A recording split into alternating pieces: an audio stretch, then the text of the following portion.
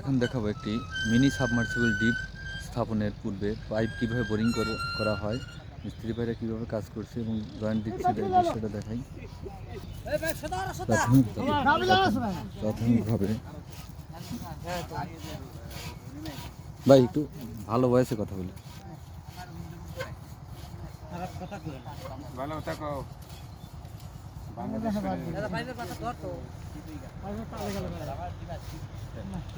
Pipe এটা joint দেওয়া হলো,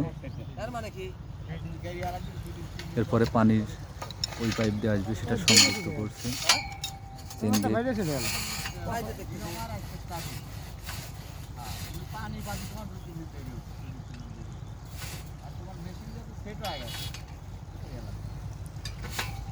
মেশিন 2-1 দিন এখানে না হরান লাগে রাহে সমস্যা কি আছে, তেল দিয়ে চলাই। ট্রান্সফরমার না পড়া ফোন তো চলুক।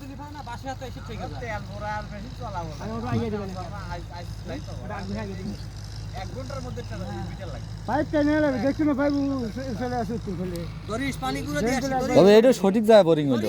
ট্রান্সফরমার এইবারে এক জায়গায় পাওয়ার দেওয়া যায়, 14 জায়গায় ট্রান্সফরমার পাওয়ার দেওয়া কঠিন।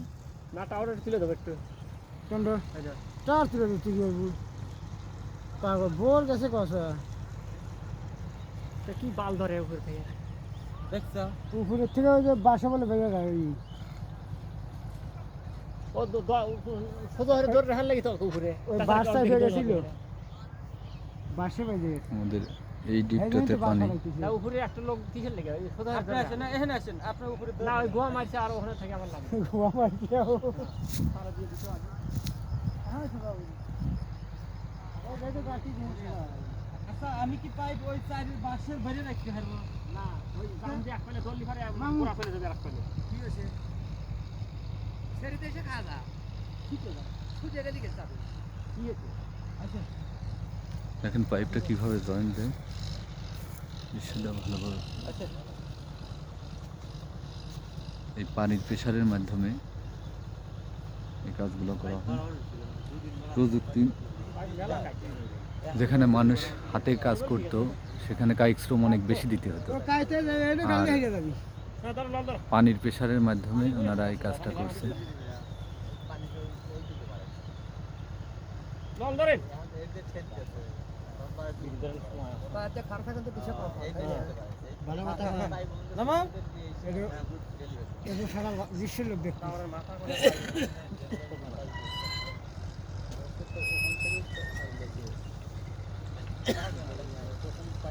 এখানে জয়েন্ট দিয়ে দেওয়া হলো, এখন মেশিন চালানোর পর এখানে পানি আসবে, আর এই পাইপটা ঘূর্ণায়ন করার কারণে নিচ থেকে বালিটা উপরে উঠে আসবে।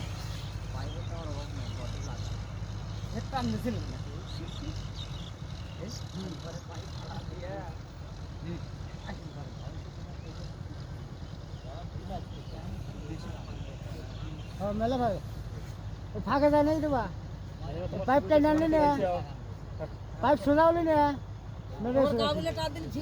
যাই দেন মামু যাই দেন। হ্যাঁ পারে না আচ্ছা তোমার হয়েছে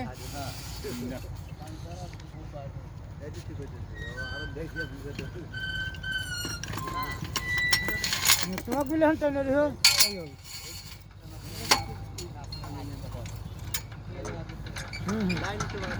এই ধরো সোজা কখন ভাই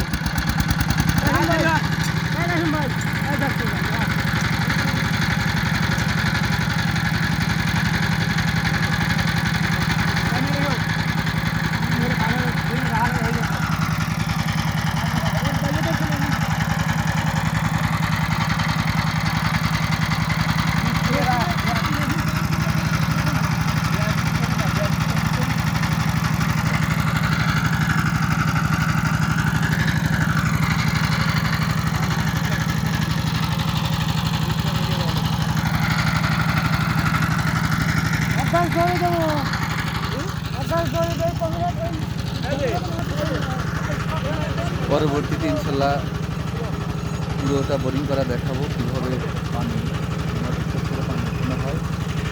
সাময়িকভাবে আপনাদের কাছ থেকে বিদায় নিচ্ছি, সবাই ভালো থাকেন, আসসালামু আলাইকুম।